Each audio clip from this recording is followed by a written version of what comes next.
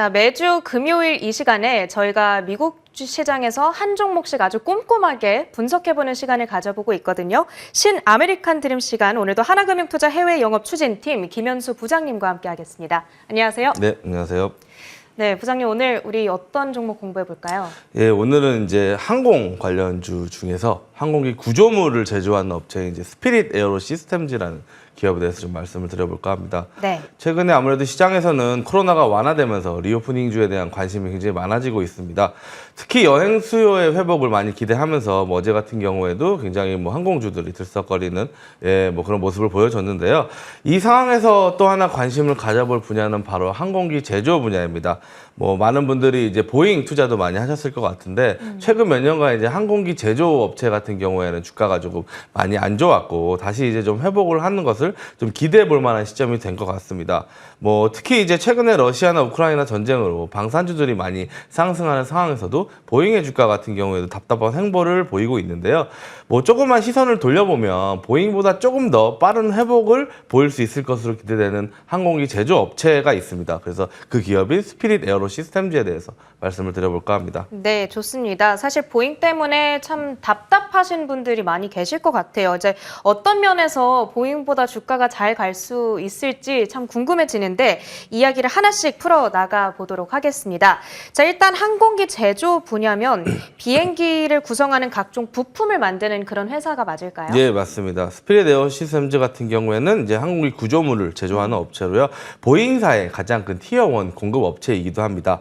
알루미늄과 첨단 복합물질 제조 솔루션에 대한 전문성을 갖추고 있고요. 그래서 동체, 날개 및 날개 부품, 그리고 파이론, 나셀 등 보잉 737이나 보잉 787 등 보잉 주요 기체의 동체를 주력으로 생산을 하고 있고요. 그 외에 고도의 기술력이 필요한 상업용 항공기 구조를 설계 및 엔지니어링하고 있습니다.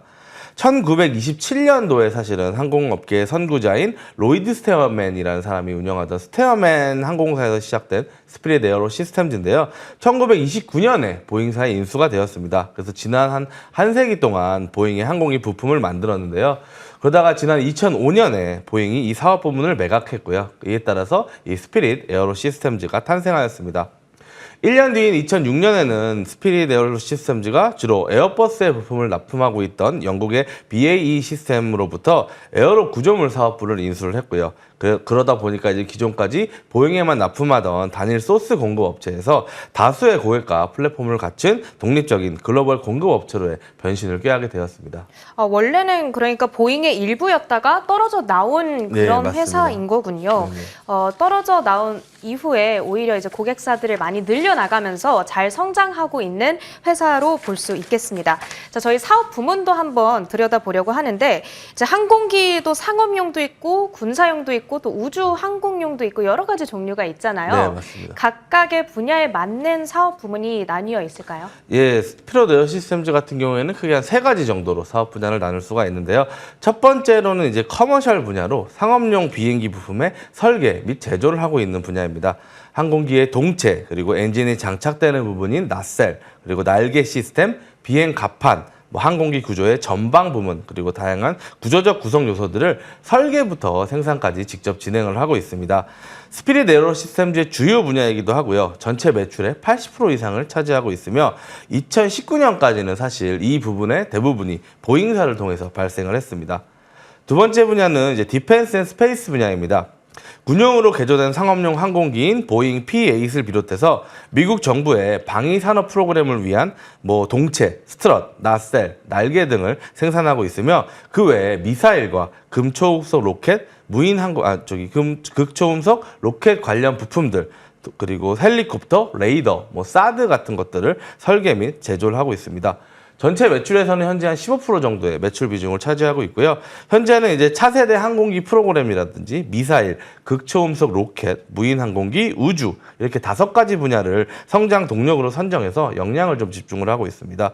특히 최근에 나사의 우주 탐사와 관련한 많은 부품들을 제조하고 있는데 대기권 돌입 시 발생하는 마찰과 열을 막아줄 방패인 히트 실드라든지 화성 탐사 로봇인 퍼서비어런스, 그리고 달 탐사 아르테미스 프로젝트인 무인 우주선 오리온 프로젝트 등에 참여를 했습니다.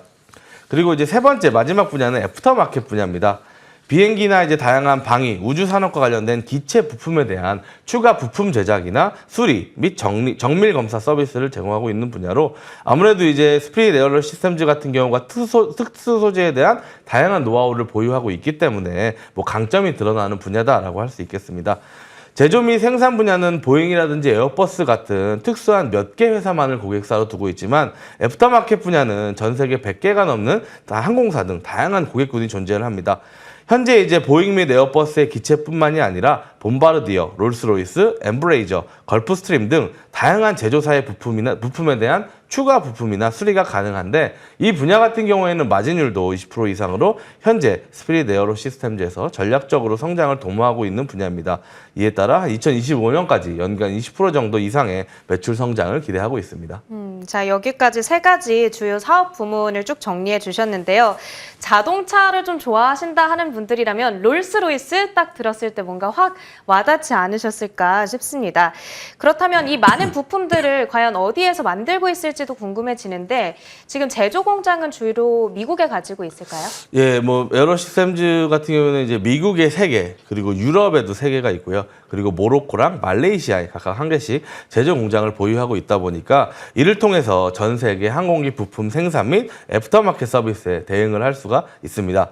우주항공 분야 같은 경우에는 항시 이제 하이엔드급의 기술력을 필요로 하고요. 첨단 복합 물질을 많이 사용하고 있기 때문에 스피릿 에어로 시스템즈는 이런 화학적인 물질 결합에 대한 전문 지식을 바탕으로 이에 대한 설계 및 제조, 금속 성형 등을 기계화, 자동화된 최첨단 장비를 통해 항공기 부품 제작 및 추가 부품 제조, 수리 등을 진행하고 있으며 선도적인 기술 발전을 위해 투자를 지속하고 있습니다.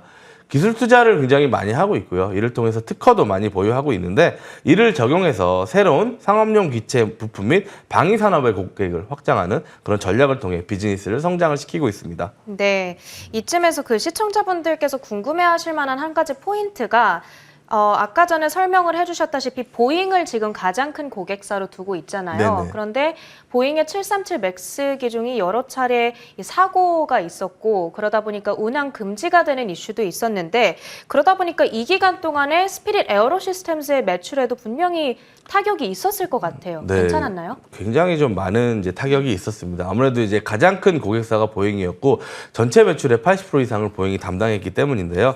뭐 2019년까지만 해도 이제 굉장히 그런 이제 큰 비중을 차지하고 있기 때문에 지금 화면에서 보시는 것처럼 굉장히 많은 피해들을 받았습니다. 뭐 737 맥스의 문제가 발생했고 이게 생산 중단으로 이어졌기 때문인데요. 그러다 보니까 이제 매출액을 살펴보면 그 생산 중단이 되기 전까지인 2019년 같은 경우에는 매출액이 78억 달러 그리고 순이익은 5억 3천만 달러 정도를 기록을 했는데 2020년에 이제 그 사고가 발생한 이후에는 전년 대비 56.7%나 감소한 34억 달러의 매출이 나왔습니다. 그리고 이에 따라서 8억 7천만 달러의 적자도 기록을 했는데요. 거기다가 이제 엎친 데 덮친 격으로 그 이후에 이제 코로나 팬데믹이 발생을 하면서 항공업계 자체가 조금 올스톱되는 그런 상황이 발생을 했고요. 그러다 보니까 현재까지는 조금 그때 이제 매출 수준을 회복하지 못하고 조금 횡보하고 있는 그런 모양새를 보여주고 있습니다. 아직까지는 737 맥스 사고 이슈 그리고 코로나에 대한 여파도 받아가고 있지만 이제부터는 좀 좋아질 거다라고 기대를 하고 계신 것 같아요. 어떤 자구책이 있을까요? 예, 아무래도 이제 737 맥스 사태를 이제 뭐 스피릿 에어로 시스템즈가 겪다 보니까 여기에 대한 조금 대비책을 최근에 한 2년 동안 많이 준비를 했습니다. 매출 구조 변화를 위한 노력을 굉장히 많이 하고 있는데 먼저 이제 아까 말씀드린 것처럼 사업 부문을 이제 커머셜, 디펜스 앤 스페이스, 애프터 마켓으로 재편을 했습니다. 현재 이제 요 세 가지의 매출 비중은 각각 이제 79%, 15%, 6% 정도 되는데요.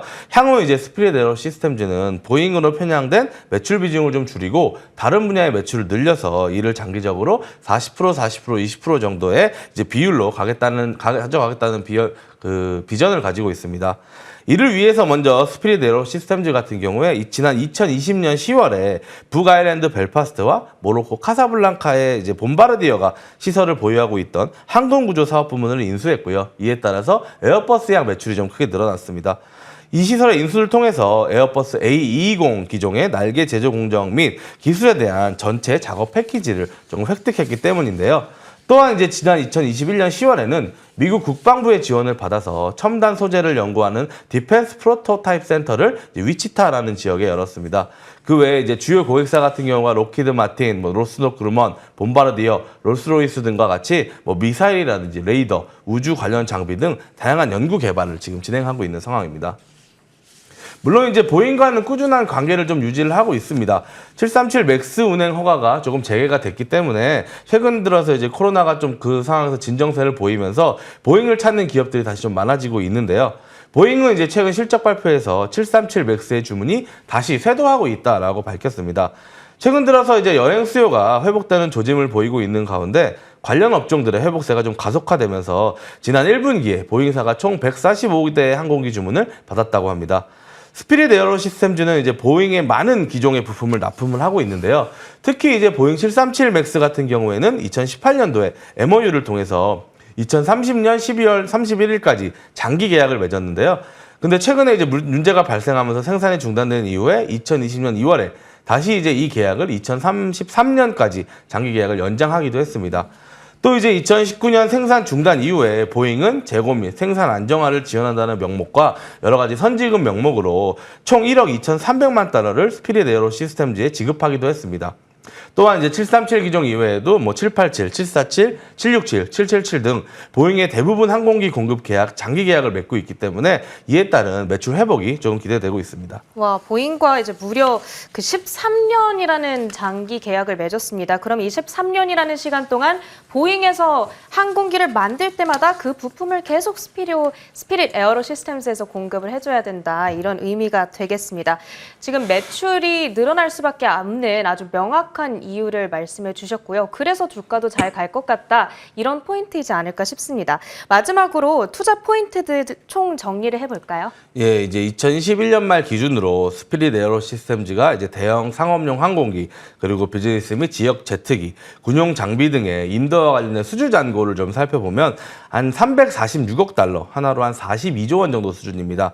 특히 이 중에 이제 보잉 737 맥스와 관련된 수주 잔고가 한 58% 정도 비중을 차지하고 있고요. 에어버스의 대표 여객기인 A320과 관련된 수주 잔고가 13% 정도를 차지하고 있습니다.